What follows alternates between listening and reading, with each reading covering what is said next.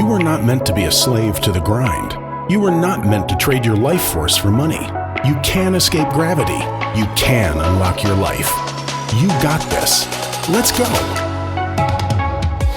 Hello and welcome to Unlock Your Life. Guys, I'm up in the mountains of North Carolina, sitting here in Brevard. The birds are chirping. I'm looking out over the mountain ranges.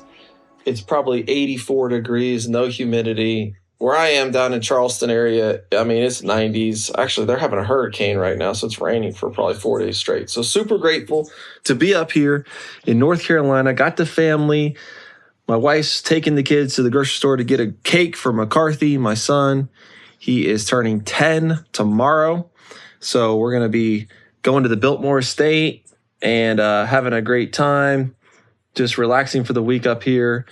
But I wanted to get my podcast done for the week to keep my commitments to myself and to you guys. And I wanted to talk to you today about something that has been on my heart. I kind of touched on it a few weeks ago, but I got a message the other day from someone who had been connected to me in my past, probably 10 years ago. And they're telling me, dude, I've been following you on social. I see what you're doing. It's really inspiring. That's amazing. Because they knew me back when I was just a redneck construction worker. And talking about how they've got some issues and they want to change their life and they want to, I don't know, maybe get into real estate, do something different so they can spend more time with the family. Their job takes them on the road a lot, and that takes a toll, especially when you got little kids at home. I mean, I'm super grateful to be able to come up here for a week. 2 weeks ago, I was on the road for 3 weeks. I was in Nashville and I was in Ohio. I was in Michigan at a family camp. So I'm definitely spending more time with my kids and my wife than I ever have in the 41 years I've been on this earth.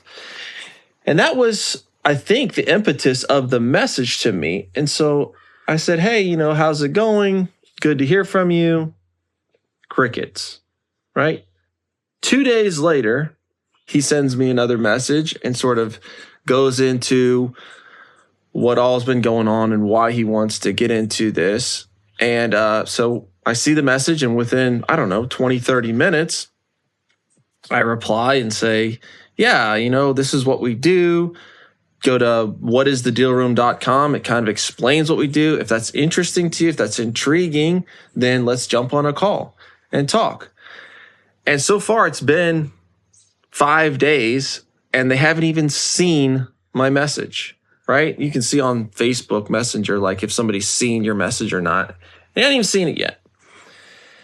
And so what that tells me is it's not that important, right? It seems like it's important. And when I was young and naive in starting out with multifamily and starting to get some success and starting my Facebook group, I used to have tons of people who would direct message me. How did you do this? Like, what's your story? Let's jump on a call. Let's connect. And foolishly, I say foolishly because a lot of it was a total waste of time. I would say, yeah, sure, let's get on a call. And I would talk to them for 30, 45 minutes, sometimes an hour and a half, listening to them pour out their heart of all the things that were wrong and giving them hope as to, hey, you can change your life, you can do different things and get different outcomes. And then I'd give them a couple easy things to do, and I would never hear back. They wouldn't do it. They wouldn't put in the action. And what I found in having dozens of these conversations is they wanted to do something easy, right? They wanted to get on the phone with me and they wanted to get excited. They wanted to get that dopamine hit and start imagining what their future could look like and what it could be if they unlocked their life. But when it really came down to, okay, this is what you have to do, not get on the phone and BS with me for 45 minutes, which is not going to change anything. In and of itself, it's not going to change anything. I mean, maybe it's going to be a spark of inspiration or spark of change, and it could be a catalyst, but it in and of itself does not change a thing. And so after I had these calls, I'm like, man, these people are not serious. And I don't know how to call out who's really going to do the work and who's not. And so that's why, we built the course. And if they wanted to pay $2,000 to buy this course, well, then they're serious and they're going to go through the course and then they can, join the deal room. And at this point, I don't even sell the course. I just give it away as part of the deal room. But people that are in the deal room, they're not only willing to talk about it, they're willing to pay some money for it, which hurts and commits them to it. They're willing to show up on the calls. They're willing to do the accountability sprints. They're willing to follow the track and build relationships and go to conferences and make offers and raise capital and talk to people about investing in their deals. And those are the ones that get the results. And I know I'm not telling you anything that you don't already know, but I wanted to make this episode because I feel like so many people are way too casual about their future. They're way too casual about what it takes. If you are really in a dire situation, if you really understand what your relationship with your kids and your wife is going to look like 10 or 15 years down the road, when you're gone 5 days out of the week, or you're gone 3 weeks out of the month, and you're trying to raise them, you're trying to input into them, you're trying to build a relationship with them. If you could see what that's going to look like if you don't invest in those relationships and you don't set your house in order and you don't set up some assets that can pay you into retirement, and you can sell and you can have some time freedom and you can do what you want to do. If you don't see the importance of that, right? The time is of the essence of that situation, then you're casual about it. Well, that's just someday, right? But the pressing needs of today, I got to go grocery shopping. I got to pay my, car payment. My boss has told me something to do and I got to get it done. Those things crowd out everything else because that's what's urgent. It's not important, but it's urgent. And the things that are important, but not urgent, people have a really hard time doing those things. And those are the most important things. And the reason why they don't get done is because there is no sense of urgency. I would see this in construction, with subcontractors, even my own project managers and that worked for me, where there wasn't a sense of urgency. Get the job done, finish the job, make sure it's complete, get the client moved in, get the check in the door, get the deposit, get the contract signed, whatever it is. There was not a whole lot of urgency. And so in those people's cases, there wasn't a whole lot of success. And I think about this, I had an opportunity come across my plate. And it was a really good opportunity, I think at the time. I mean, we'll see. And I'm not going to get into total details of it because it's in its infancy. But this guy, he needed a loan and he was trying to use the money for a startup business. And he had some track record there. And I thought the business model was actually pretty good. But if you listen to my episode about my principles, one of my principles is I invest in real estate only. That's the field I know. That's what I'm good at. So in looking at this business, my cursory understanding of what this business is, it looked good. But I don't know enough about this field to know, am I getting the wool pulled over my eyes? Am I making a mistake? Am I going to put my investors' capital into something that could be at risk? And so I asked them, well, do you have anything that you could collateralize? Collateralize meaning, could you pledge real estate for this money so that in case your business idea doesn't work, I still have some collateral that I can repossess and sell and get my investors their money back? And they did. So then that deal became very interesting to me because now they've got something with $1.5 million worth of equity in it and they only need $500,000. Okay, that's interesting. So what I told him was, look, let me do some digging because in return for giving them this loan, they were going to give me a little piece of equity in the company. And if the deal works, great. If it doesn't, then I still have the collateral. I'm still going to make a little bit of money for making this loan, and it's not really a catastrophe.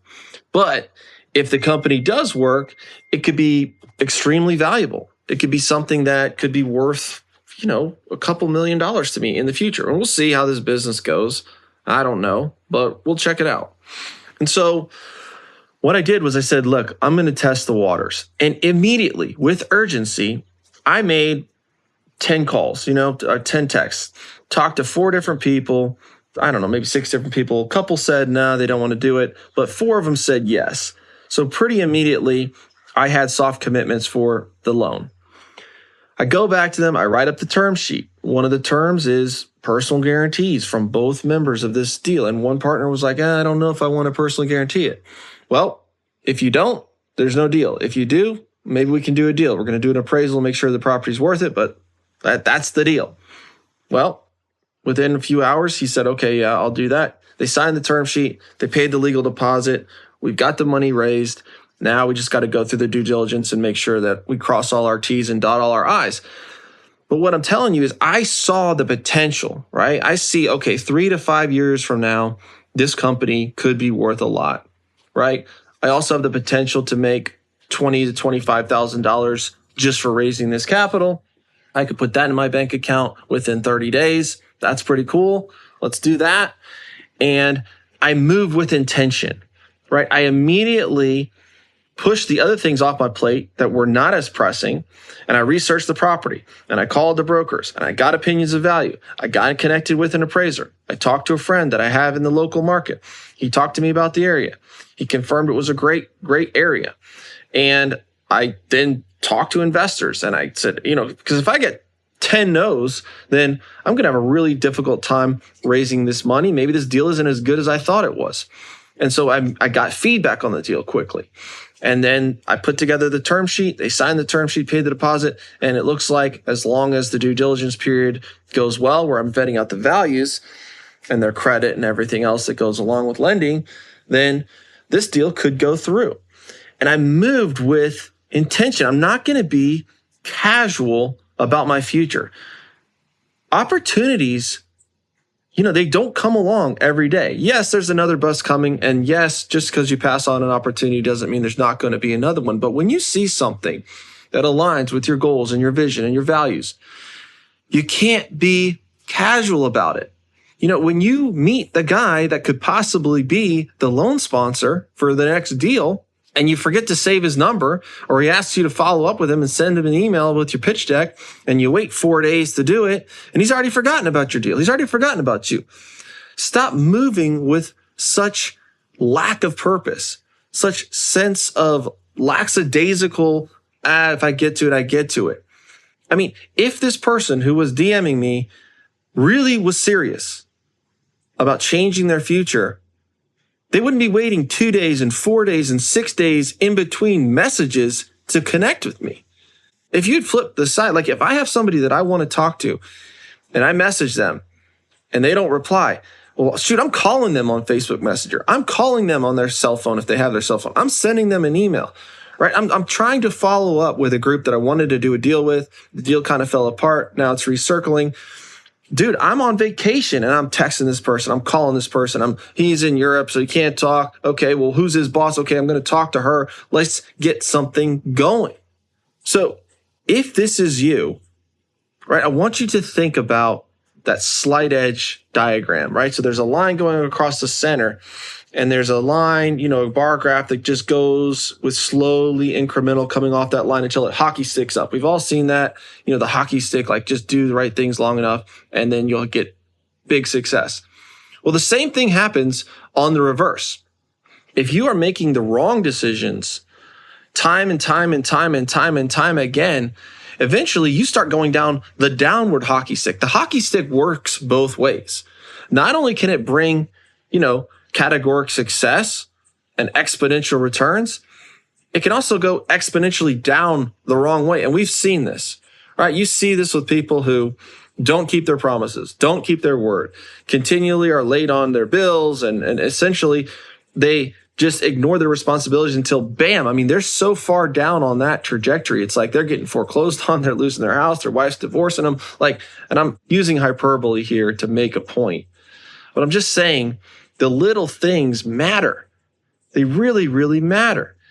So if you have an opportunity that you want to pursue, like let's say you're thinking about, hey, I really want to get into multifamily, right? Okay, cool. So does everybody else.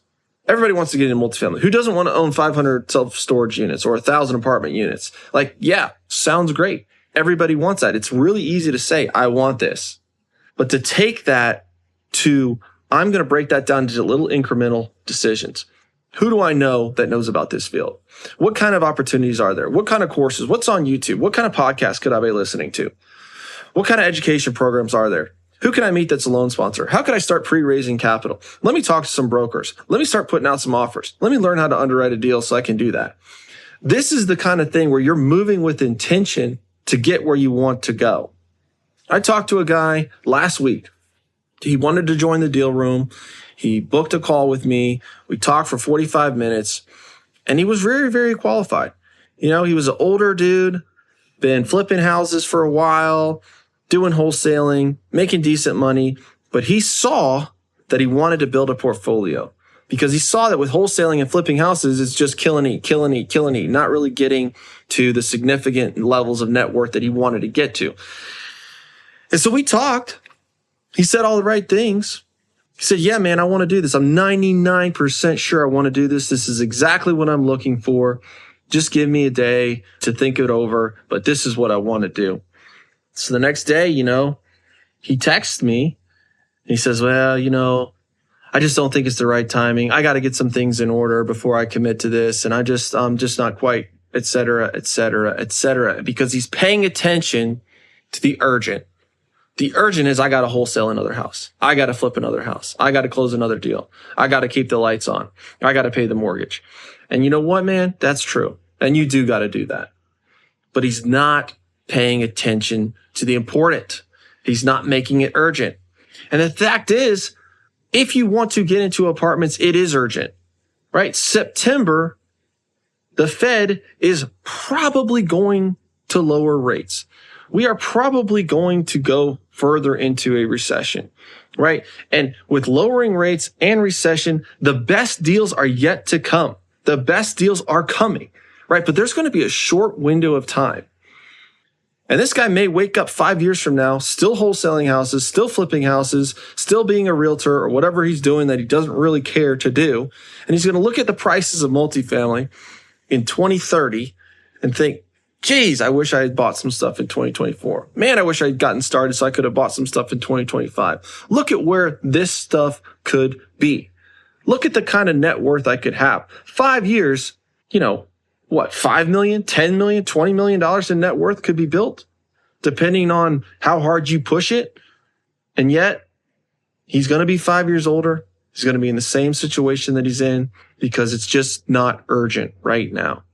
So if this is you and you want to get started and you've got some urgency and you understand the importance of this and you're going to artificially apply urgency to it and say, you know what? This is going to become very urgent in my future. When I'm 70 years old, I'm going to wish I'd had more urgency towards this. Well, hit me up, shoot me a message, DM me. Number one, I can send you my underwriting spreadsheet and a full course on how to use it. It's like 8 or 9 videos. It just shows you how to get started with underwriting an apartment deal. And if you want to take it a step further, want to talk about the deal room and you already have real estate experience, well, let's talk about that. Deal room's $400 a month. It costs something, but it's going to put you on the track and show you these are the things that you should be working on. Now, it's still up to you to do the work, but we can show you how to do it. We can show you the recipe, what has worked time and time again. It worked 91 times in 2023. It worked 76 times in 2022. It's worked over 100 times in 2024. We're on track to beat our record. These are the number of deals deal room members have closed in the last 3 years, right? So this system works. It's not rocket science. It's just some people, they have the urgency, they understand the importance, and they apply it. Some people say, you know what? I'll get to that tomorrow. I'll get to that when I got a little bit more time. After I just, close one more deal, I think I'll start focusing on that. Today starts today, right? It's either one day or day one. Let's get started on day one with urgency, with intent, with focus. All right, guys, I appreciate you. If you're listening to the show and you appreciate it, why don't you give me a 5-star review? Why don't you write a review? Why don't you tell your friends and share the show? That would mean a lot to me. We put a lot of effort into this podcast. I'm out here on my vacation, recording an episode, sharing thoughts with you guys. So if you can share that, that would mean a lot to me. All right, guys, have a great week and unlock your life. Peace.